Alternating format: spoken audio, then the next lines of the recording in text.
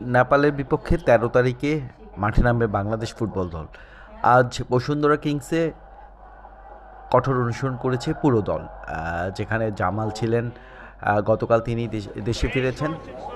এরপরে সমিত সোম এখনও দলের সঙ্গে যোগ দেননি, আজ রাতে তিনি এসেছেন। আগামীকাল একদিন সময় আছে, তিনি অনুশীলন করবেন।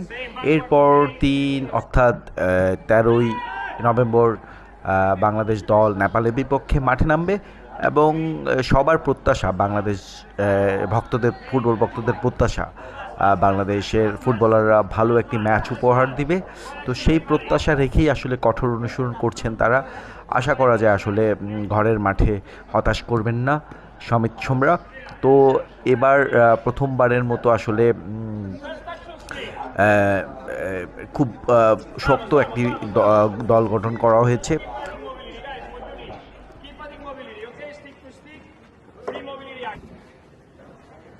One leg, both legs backwards, okay? Keep changing the hip mobility. Vamos. Movements stick to stick. Vamos, one more per group. Vamos.